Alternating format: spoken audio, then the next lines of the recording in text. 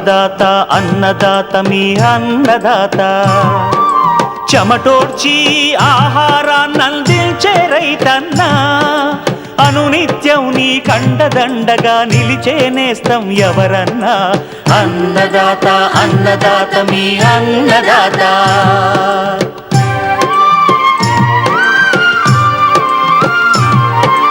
నూతన రీతుల సాగుబడికి నూరింతలు పెరిగే దిగుబడికి సూచనలిచ్చే సస్య రక్షణకు పశు పోషణకి శాస్త్ర విజ్ఞానం అందించి ముందుకు నడిపే తెలుగు రైతు భారతదేశానికి మకుటం అయ్యేలా తీర్చిదిద్దే ఆశయంతో మిమ్ము మేలు కొలిపేది అన్నదాత అన్నదాత అన్నదాత మీ అన్నదాత అన్నదాత అన్నదాత మీ అన్నదాత. అన్నదాత ప్రేక్షకులకు నమస్కారం. ఈనాటి ముఖ్యాంశాలు: వేసవి తీగజాతి కూరగాయల సాగులో మెలకువలు, రబీ మరియు వేసవి నువ్వు సాగులో మేలైన యాజమాన్య పద్ధతులు, మాగాణి మొక్కజొన్నలో ఎరువుల యాజమాన్యం, ఇంకా జై కిసాన్ వ్యవసాయ సమాచారం.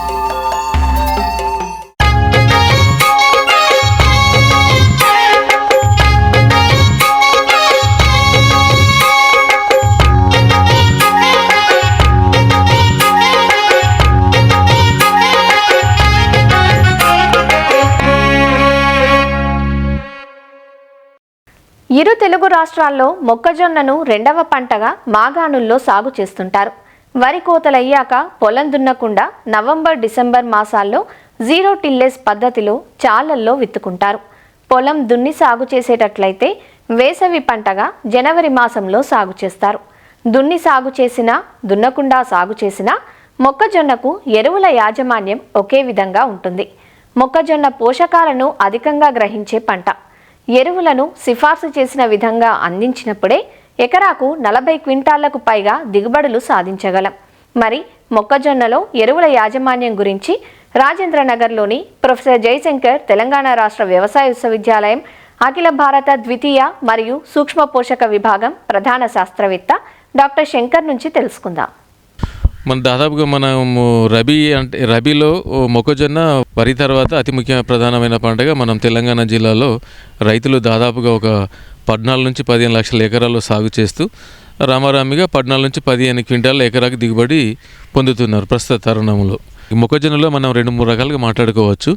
సూటి రకాలు, తర్వాత తీపి రకాలు, కండి రకాలు, పెళ్ళల రకాలు అనే మొక్కను సాగు చేస్తాము. ఈ ఎరువుల యాజమాన్యం ఎలా ఉండాలి మాట్లాడుకున్నట్లయితే మనకి మామూలుగా మొక్కజొన్నలు అయితే 80 నుంచి 90 కిలోల నత్రజని ఎకరాకి, 32 కిలోల భాస్వరం ఎకరాకి, 32 కిలోల పొటాష్ ఎకరాకి. నత్రజని సిఫార్సు ఏదైతే ఉందో 85 నుంచి 96 కిలోలు ఎకరాకి నత్రజనిని మనం 3 భాగాలుగా విభజించుకొని ఒక దఫా ఒక 1/3 ఏమో ఆఖరి దిక్కులో, రెండవ భాగం వచ్చేసి మనకి మొక్కలు ఎత్తులో మొక్క ఎచ్చినప్పుడు అప్పుడు, మూడో దఫా వచ్చేసి మనకి జల్లుపీత పీచు వచ్చే కాలక్రమంలో మన నత్రజని 3 దఫాలు వేసుకోవాలి. అదే భాస్వరం గురించి మాట్లాడుకున్నట్లయితేనేమో ఆఖరి దిక్కులో భాస్వరము ఆఖరి దిక్కులో వేసుకోవాలి.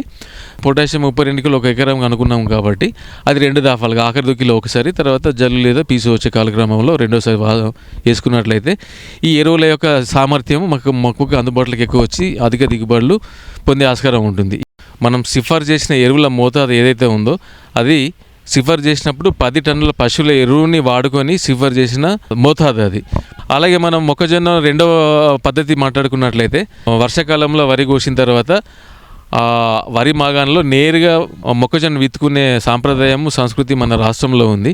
మొక్కజొన్న సాధారణంగా పండించే పద్ధతిలో అయినా కానీ తర్వాత వరి మాగాణంలో నేరుగా పండించే మొక్కజొన్నలో ఎరువుల యాజమాన్యం దాదాపు ఒకే రకంగా ఉంటుంది. నేరుగా పండించే దాంట్లోనేమో మనము ఖచ్చితంగా 10 టన్నుల పశువుల ఎరువు వాడుతూ రసాయనిక ఎరువుల వాడి మనం దిగుబడులు పొందవచ్చు. ఈ నేరుగా విత్త పద్ధతిలో మనకి అంటే వర్షాకాలంలో వరి కోసిన తర్వాత వాడుకునే పద్ధతి కాబట్టి ఇక్కడ రసాయనిక ఎరువుల వినియోగ సామర్థ్యం ఎలా ఉండాలంటే మనం మొక్క విత్తిన తర్వాత 2-3 ఆకులు వచ్చిన తర్వాత నత్రజని ఎరువులు కానీ భాస్వరం ఎరువులు కానీ పొటాష్ ఎరువులు కానీ కొంచెం మొక్కకు దగ్గరలో రంధ్రం వేసుకున్నట్లయితే వినియోగ సామర్థ్యం బాగా పెరుగుతుంది. వరి మాగంలో పండించే మొక్కజొన్నలు కానీ నత్రజని ఎరువులు 3 భాగాలుగా విభజించుకొని మొక్కలు ఎత్తు వరకు వచ్చిన దశలో ఒకసారి, తర్వాత జల్లు లేదా పీచు వచ్చే దశలో ఒకసారి నత్రజని భాస్వరం ఎరువులు రంధ్రంలో వేసుకున్నట్లయితే వారి యొక్క వినియోగ సామర్థ్యం పెరిగి అధిక దిగుబడులు పొందే ఆస్కారం ఉంటుంది. పొటాష్ ఎరువులు కూడా అదే రకంగా మనము 2 దఫాలుగా విభజించుకొని మొక్కకు 5 సెంటీమీటర్ల దూరంలో రంధ్రంలో వేసుకున్నట్లయితే సామర్థ్యం పెరిగి దిగుబడి పొందే ఆస్కారం ఉంటుంది. ఇది నత్రజని భాస్వరం పొటాష్కి సంబంధించిన ఎరువుల గురించి. ఒకవేళ పంట మొక్కల్లో మనకి లోప లక్షణాలు వస్తున్నాయని గమనించినట్లయితే జింకును చూసుకున్నట్లయితే మనకి ఆకు యొక్క ఈనె మధ్య భాగంలో పసుపచ్చగా మారడం, తీవ్రత ఎక్కువ ఉన్నప్పుడు తెల్లగా మారిపోవడం, గుంపులుగా ఉండడం, మనకి మొక్క వికసించుకోకపోవడము. అలాగే బోరాన్ని చూసుకున్నట్లయితే మనకి జల్లు యొక్క పొడవు తగ్గిపోవడము, కండె ఆ పరిమాణంలో తేడా ఉండడము, ఒకవేళ కండె వచ్చిన తర్వాత వరుసల మధ్య సాళ్ళు చక్కగా ఉండకపోవడము, లేదంటే వంకర్లు తిరిగి ఉండడము ఇలా ఉంటుంది. జింకుకు సంబంధించి 2 గ్రాముల జింక్ సల్ఫేట్ని 1 లీటర్ నీటికి 2-3 దఫాలుగా పిచికారీ చేసుకున్నట్లయితే పంటల్లో వచ్చే లోపాలని సమర్థవంతంగా నివారించుకోవచ్చు.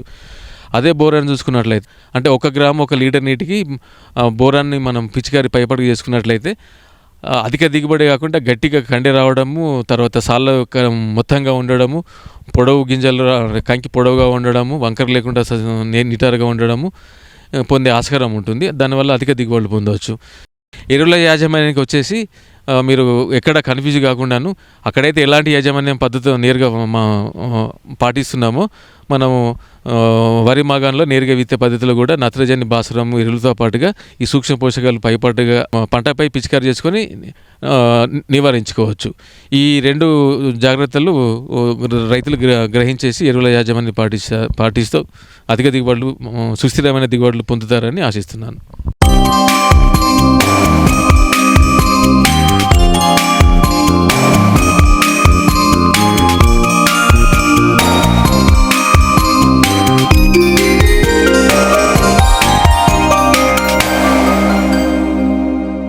ఇటీవలి కాలంలో వాడకం పెరిగిన నూనె గింజల పంట నువ్వు. పెరుగుతున్న వాడకంతో సాగు విస్తీర్ణము పెరుగుతోంది. నువ్వును ఖరీఫ్, రబీ, వేసవి ఇలా 3 కాలాల్లోనూ సాగు చేసుకునే అవకాశం ఉంది. ఖరీఫ్లో పండించిన దానికంటే రబీ మరియు వేసవిలో ఆరుతడి పంటగా వేసినప్పుడు విత్తన నాణ్యత పెరిగి ఎకరాకు 7 నుంచి 8 క్వింటాళ్ల అధిక దిగుబడులు పొందే అవకాశం ఉంటుంది. వేసవి పంటను ఉత్తర కోస్తా ప్రాంతంలో డిసెంబర్ 2వ పక్షం నుంచి జనవరి 2వ పక్షం వరకు విత్తేందుకు అనువైన సమయం. 90 రోజుల్లో అందివచ్చే ఈ పంట సాగులో మేలైన రకాలను ఎంచుకొని సమయానుకూలంగా తగిన యాజమాన్యం చేపడితే మంచి దిగుబడులు సాధించే అవకాశం ఉందంటూ రబీ మరియు వేసవి నువ్వు సాగు వివరాలు తెలియజేస్తున్నారు ఆచార్య ఇంజీరంగ వ్యవసాయ విశ్వవిద్యాలయం, విజయనగరం జిల్లా కృషి విజ్ఞాన కేంద్రం సస్యపోషణ విభాగం శాస్త్రవేత్త డాక్టర్ శ్రవంతి. ఇప్పుడు నువ్వుల్లో ఎక్కువ అధిక దిగుబడులు సాధించడానికి కొన్ని మేలైన యాజమాన్య పద్ధతులను చూసుకుందాం. ముందుగా నేలలు నీరు నిలవని తేలిక మరియు బరువు నేలలు ఈ పంటకి అనుకూలమే. క్షార నేలలు, ఆమ్ల నేలలు ఈ నేలలు పనికిరావు. నేల తయారీని చూసుకున్నట్లయితే నేలను 2 నుంచి 4 సార్లు మెత్తగా దున్ని 2 సార్లు గుంటకు తోలి చదును చేసుకోవాల్సి ఉంటుంది. అధిక దిగుబడినిచ్చే రకాలు చూసుకున్నట్లయితే YLM 11 ఇది ఎర్లీ ఖరీఫ్, రబీకి అనుకూలము. పంట కాలం 80 నుంచి 85 రోజులు. దిగుబడి సుమారు 380 నుంచి 400 కేజీలు ఎకరాకి. ఎలమంచిలి 17 అనే రకము ఇది ఎర్లీ ఖరీఫ్కి అలాగే రబీకి కూడా అనుకూలమే. ఇది 75 నుంచి 80 రోజుల పంట కాలము. ఎకరాకి సుమారు 340 కేజీల వరకు దిగుబడినిస్తుంది. అలాగే YLM 66 దీని రకాన్ని శారద అంటాము. ఇది 2009లో రిలీజ్ చేయబడింది. ఖరీఫ్కి, రబీకి అలాగే వేసవికి కూడా అనుకూలమైనది. 80 నుంచి 90 రోజుల పంట కాలము. ఎకరాకి సుమారు 600 కేజీల దిగుబడినిస్తుంది. YLM 146 ఇది 2024లో ఎలమంచిలి రీసెర్చ్ స్టేషన్ నుంచి రిలీజ్ చేయబడింది. ఇది పంటకాలం 80 నుంచి 90 రోజుల పంటకాలము. ఎకరాకి 6 నుంచి 6.5 క్వింటాల దిగుబడినిస్తుంది. ఎకరాకి 2 కిలోల విత్తనం సమపాలల్లో ఇసుకలో కానీ నూకలో కానీ కలిపి వరుసల్లో విత్తుకున్నట్లయితే ఈ 2 కేజీల విత్తనం అనేది సరిపోతుంది పంటకి. అలాగే విత్తన శుద్ధి చూసుకున్నట్లయితే కార్బండిజం కానీ మ్యాంకోజెబ్ కానీ కలిపి విత్తన శుద్ధి చేయాల్సి ఉంటుంది. వరుసకి మధ్య దూరం 30 సెంటీమీటర్లు, మొక్కకి మధ్య 15 సెంటీమీటర్లు ఉండేటట్లు విత్తుకోవాల్సి ఉంటుంది.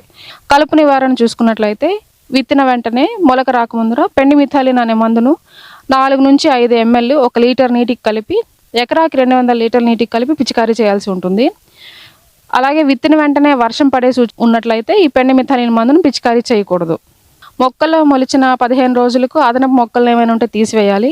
విత్తిన 20 నుంచి 25 రోజులప్పుడు గొర్రుతో అంతర కృషి చేసుకున్నట్లయితే మనం కలుపు అనేది నివారణ చేసుకోవచ్చు. ఎరువుల యాజమాన్యం చూసుకున్నట్లయితే ఆఖరి దుక్కిలో ఎకరాకి 4 టన్నుల పశువుల గత్తాన్ని వేసి కలియదున్నాలి.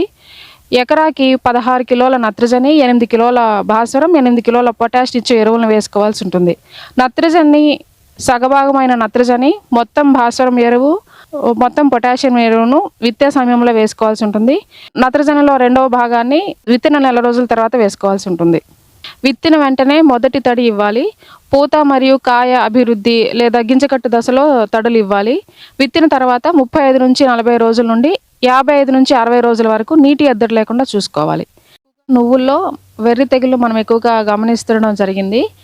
ఈ వెర్రి తెగులు అనేది ఎక్కువగా పూత దశలో ఆశిస్తుంది.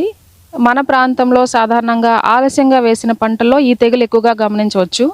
తెగులు సోకిన మొక్కల్లోని పువ్వులోని భాగాలన్నీ ఆకుల మాదిరిగా మారిపోయి కాయలు ఏర్పడకుండా ఉండిపోతాయి. ఈ తెగులు దీప పురుగుల ద్వారా వ్యాప్తి చెందుతుంది. దీని నివారణకు తెగులు కనిపించిన వెంటనే తెగులు సోకిన మొక్కలను పీకి వాటిని తగలబెట్టేయాలి. పైరుపై డైమిథోయిట్ 2 మిల్లీలీటర్లు లీటర్ నీటికి లేదా ఇమిడాక్లోప్రిడ్ 0.3 ml లీటర్ నీటికి కలిపి పిచికారీ చేయాల్సి ఉంటుంది. పంట కోత ఆకులు పసుపు రంగులోకి మారినప్పుడు 75% కాయలు లేత పసుపు రంగుకు వచ్చినప్పుడు పైరు కోయాల్సి ఉంటుంది. కోసిన వెంటనే కట్టలుగా కట్టి నిలబెట్టాలి. 5 నుంచి 6 రోజులు ఎండిన తర్వాత కట్టెతో కొట్టి నూర్పిడి చేయాల్సి ఉంటుంది. ఈ విధంగా ఈ యాజమాన్య పద్ధతులను పాటించినట్లయితే నువ్వుల్లో అధిక దిగుబడులను సాధించవచ్చు.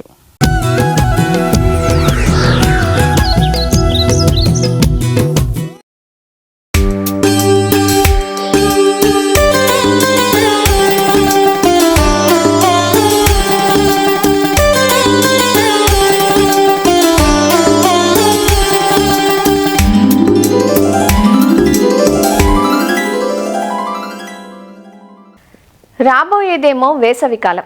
వేసవిలో నిత్యావసరాలైన కూరగాయలకు మంచి గిరాకీ ఉంటుంది. అందున తీగజాతి పంటలైన బీర, పొట్ల, దోస, సొరకాయల వినియోగం ఎక్కువగా ఉంటుంది. దీనిని దృష్టిలో ఉంచుకొని రైతులు వేసవి కూరగాయ పంటలను జనవరి 2వ పక్షం నుంచి ఫిబ్రవరి మాసాంతం వరకు దఫదఫాలుగా నాటుకుంటూ ఉంటారు. అసలే వేసవి, ఆపై అధిక ఎండలు. అందువల్ల ఎంచుకునే రకాలు, సాగులో చేపట్టే యాజమాన్యం కూడా అప్పటి వేడిమిని తట్టుకునేలా ప్రత్యేకంగా చేపట్టాలి. పందిరి విధానంలో ఈ తీగజాతి కూరగాయలను పెంచితే కొన్ని రకాల చీడపీడల నుంచి కాపాడుకోవచ్చు. వేసవి తీగజాతి కూరగాయల సాగులో పాటించాల్సిన మెలకువలను తెలియజేస్తున్నారు వైఎస్ఆర్ ఉద్యాన విశ్వవిద్యాలయం ప్రధాన శాస్త్రవేత్త డాక్టర్ మువ్వా రవీంద్రబాబు. తీగజాతికి చెందిన కూరగాయల్లో ముఖ్యమైనవి బీర, కాకర, దోస, సొర, పొట్ల, దొండ. ఇవన్నీ కూడా సాధారణంగా ఉష్ణమండలపు కూరగాయ పంటలు అంటాం. ఇవి మనం వేసవిలో మనం పంట సాగు చేసుకోవాలి, కోత తీసుకోవాలి అనుకుంటే దాన్ని మనం జనవరి, ఫిబ్రవరి నెలల్లో విత్తుకోవాల్సి ఉంటుంది. ఈ నేలల విషయానికి కానీ వచ్చినట్లయితే దాదాపుగా అన్ని రకాల నేలల్లో మనం సాగు చేసుకునే దానికి అవకాశం ఉంటుంది. చౌడు, అధిక క్షారగుణం లేకుండా ఉన్న నేలల్లో ఈ తీగజాతి కూరగాయల సాగు బాగా అనుకూలంగా ఉంటుంది. ఈ ఉదజని సూచిక కానీ చూసుకున్నట్లయితే 6 నుంచి 7 మధ్యలో ఉన్నట్లయితే బాగా అనుకూలం. ఈ నేలలో కూడా సేంద్రీయ పదార్థం ఎక్కువగా ఉండేట్లు చూసుకోవాలి.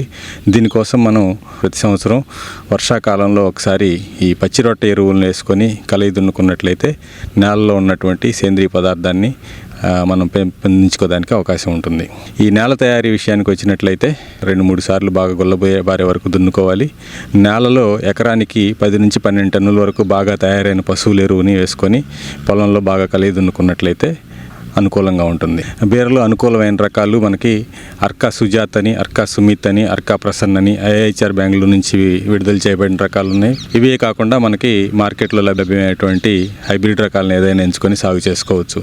అదే కాకర కానీ తీసుకున్నట్లయితే Coimbatore green long, Coimbatore white long, Pusa Vishesh, Pusa Do Mausami, అలాగే అర్కా హరిత్ అనే రకాలు మనకు అందుబాటులో ఉన్నాయి. సొర విషయానికి వచ్చినట్లయితే దీంట్లో అర్కా బహార్ అని, Pusa summer prolific round, Pusa summer prolific long అనే రకాలు మనకు అందుబాటులో ఉన్నాయి. ఇవి కాకుండా వేరే ప్రైవేట్ హైబ్రిడ్ రకాలు కూడా అందుబాటులో ఉన్నాయి.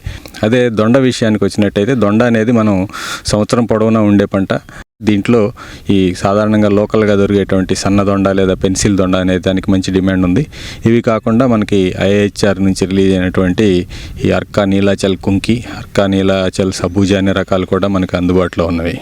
అదే పొట్ల విషయానికి వచ్చినట్లయితే శ్వేత అనే రకం బాగా అత్యధిక ప్రాచుర్యం పొందింది. ఇది తెల్లగా ఉండి బాగా పొడవుగా కాయలు వచ్చే రకం.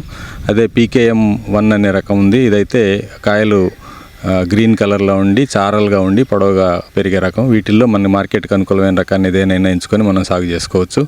అదే ఈ గుమ్మడి విషయానికి వచ్చినట్లయితే గుమ్మడిలో పెద్ద కాయ రకాలు, చిన్న కాయ రకాలు ఉన్నాయి. పెద్ద కాయ దాంట్లో అయితే అర్కా చందన్ అనేది బాగా ప్రాచుర్యం పొందింది.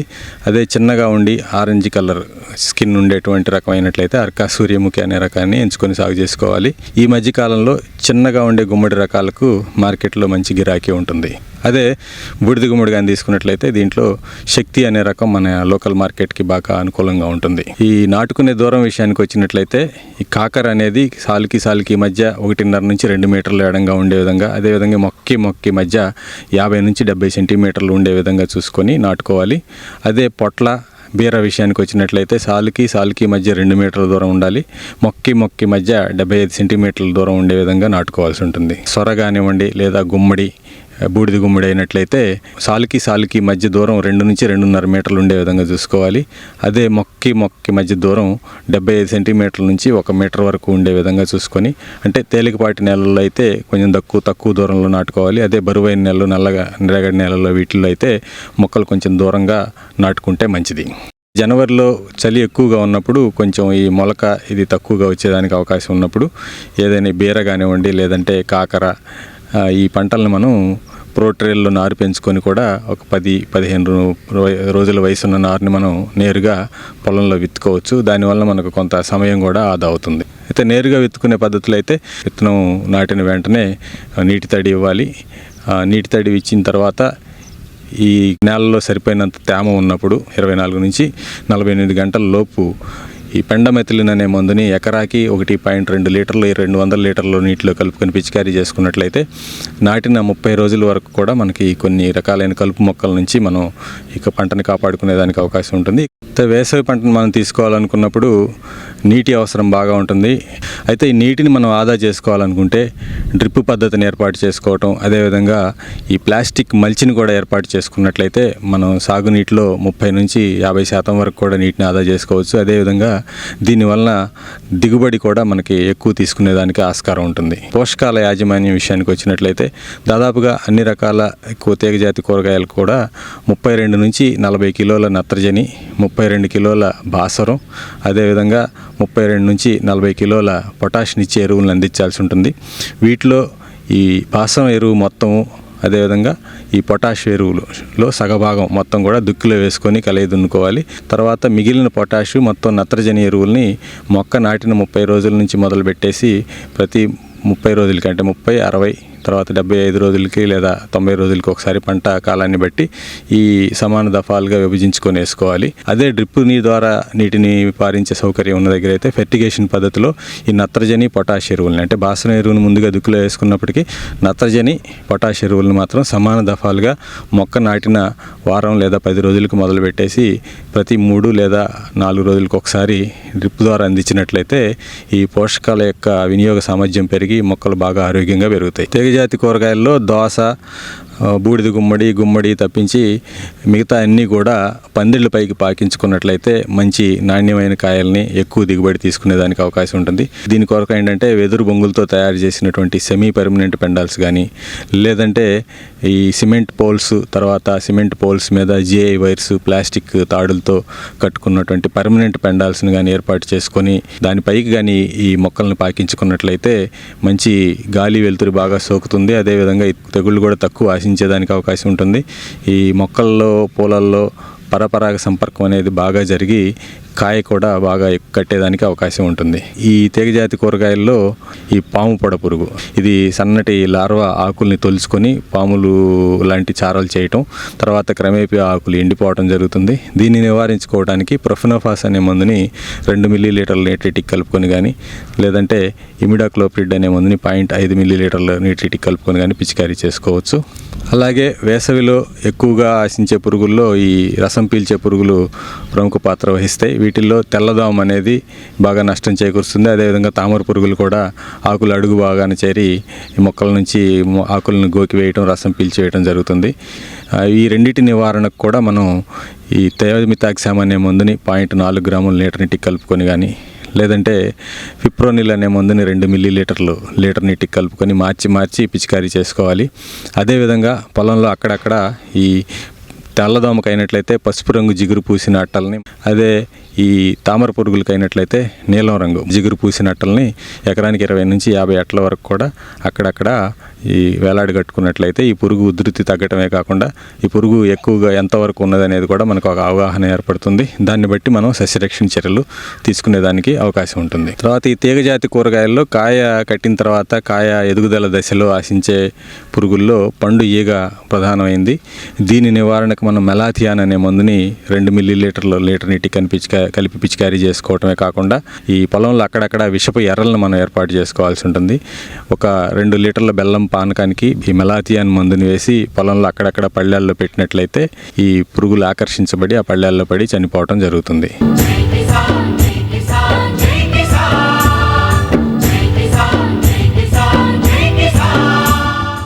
వ్యవసాయ సమాచారం ఇప్పుడు జై కిసాన్లో చూద్దాం. వ్యవసాయంలో పెట్టుబడి ఖర్చులు, సమస్యలు పెరిగిపోతున్న సమయంలో అనేక మంది రైతులు సేంద్రియంగా పంటలు పండించుకునేందుకు ఉత్సాహం చూపుతున్నారు. సహజ విధానాల్లో ఆరోగ్యకర పంటలు పండిస్తూ ఆదాయాన్ని ఆర్జిస్తున్నారు. అలా అనంతపురం జిల్లా వజ్రకరూరు మండలం రూపానాయక్ తండాకు చెందిన శిల్పాబాయి 20 సెంట్ల పొలంలోనే దాదాపు 20 రకాల పంటల సాగు చేపట్టింది. ఏటీఎం విధానంలో సాగు చేస్తూ తాజా ఆకుకూరలు, కూరగాయలను వినియోగదారులకు అందిస్తోంది. డిగ్రీ వరకు చదువుకున్న శిల్పాబాయి హిందీ పండిత కోర్సును పూర్తి చేసింది. స్థానికత సమస్యతో ఉద్యోగం రాకపోవడంతో తన భర్తతో కలిసి తమ గ్రామంలోనే సేద్యానికి శ్రీకారం చుట్టింది. తమకున్న 4 ఎకరాల్లో 2018 నుంచి ప్రకృతి సేద్యం చేస్తున్నారు. వరితో పాటు సజ్జలు, ఆముదం, చిక్కుడు, గోరు చిక్కుడు పండిస్తున్నారు. అయితే గతేడాదిన్నర క్రితం 20 సెంట్ల భూమిలో 20 రకాల పంటలను ఏటీఎం విధానంలో సాగు చేపట్టారు. ఆకుకూరలు, దుంపజాతి, తీగజాతి కూరగాయలను పండిస్తూ వచ్చిన పంటను స్థానికంగానే విక్రయిస్తున్నారు. నేను ఇక 20 సెంట్లలో ఏటీఎం మోడల్ అనేది వేసుకున్నాను. ఇప్పుడు అన్ని కూడా కెమికల్స్ అయిపోతుంది. మా ఇంట్లో కూడా చాలా హెల్త్ ప్రాబ్లమ్స్ వచ్చాయి. చాలా బీపీ అంట, గ్యాస్ ట్రబుల్ ఇట్లాంటివన్నీ కూడా వస్తున్నందుకు ఇంక పొలం ఉంది, అన్నీ కూడా ఉన్నాయి కాబట్టి మేమే కొన్ని పండించుకొని చేద్దాము అనే టైంలో మేము చేస్తున్నాము. ఆ టైంలో మాకు ఈ మోడల్ అనేది తెలిసింది. అందుకనేసి మేము ఇది వేసుకొని ఇప్పుడు బాగా చేసుకోవడం అనేది జరుగుతుంది. మేము తినుకుంటూ మా చుట్టాలకు కూడా మేమే ఇస్తున్నాము. వాళ్ళకి ఇచ్చి ఊర్లో ఇంకా స్కూల్లో పిల్లలకు కూడా నేనే ఇస్తున్నాను కాబట్టి నాకు చాలా సంతోషంగా ఉంది. నేను పోయిన సంవత్సరంలో ఖరీఫ్, రబీలో రెండిట్లో కూడా మేము ఈ పంట వేసుకోవడానికి మనకు అనుకూలంగా ఉంది. నేను 2 సీజన్స్కి గాను ఒక 63,000 వరకు ఆదాయం తీసుకున్నాను. ఇప్పుడు ఇవి వేసి 3 నెలలు అవుతుంది. అప్పటి నుండి నేను ఆకుకూరల్లో ఒక 5,000 వరకు తీశాను. ఇప్పుడు మనకి ముల్లంగి, నెక్స్ట్ గోర్చిక్కుడు ఇవి మళ్ళీ ఇప్పుడు స్టార్ట్ అవుతున్నాయి. దాంతో మనకి ఇన్కమ్ అనేది వస్తుంది. టమాటా కూడా వస్తుంది, పూత నుండి కాయ దశకు వచ్చింది. ఇవి ఒక్కొక్కటి మనకి వేసుకున్నప్పటి నుండి 15 రోజుల నుండి మనకు పంట అనేది స్టార్ట్ అవుతుంది. అట్లా మనకు 365 రోజులు కూడా మీది ఉంటుంది. ఒక ఆకుకూర అవి తీసుకున్న తర్వాత, దుంప జాతి తీసుకున్న తర్వాత ఆ ప్లేస్ ట్రీ సోయింగ్ చేసుకుంటాం. మళ్ళీ ఇంకొకసారి అది కటింగ్ చేసే వరకు మనకి ఇది అనేది చేతికి వచ్చేస్తుంది. ఆ విధంగా మేము దీన్ని ఎప్పటికీ చేస్తూనే ఉన్నాం. పంటల సాగులో ద్రవ, ఘన జీవామృతాలను వినియోగిస్తున్నారు. చీడపీడల నివారణకు సహజ సిద్ధ పిచికారీలను మాత్రమే చేయడంతో ఖర్చు తగ్గడమే కాకుండా దిగుబడులు ఆరోగ్యంగా ఉంటున్నాయంటూ తమ అనుభవం ద్వారా తెలియజేస్తున్నారు. మరిన్ని విభిన్న అంశాలతో రేపటి అన్నదాతలో మళ్ళీ కలుసుకుందాం. నమస్కారం. అన్నదాతలు తమ సందేహాలు సమస్యలను 1800-425-4085 టోల్ ఫ్రీ నెంబర్లో ఉదయం 10 గంటల నుంచి 11 గంటల మధ్య పని దినాలలో సంప్రదించగలరు. ఈ కార్యక్రమాన్ని యూట్యూబ్లో www.youtube.com/annadata ETV లింక్ ద్వారా వీక్షించవచ్చు.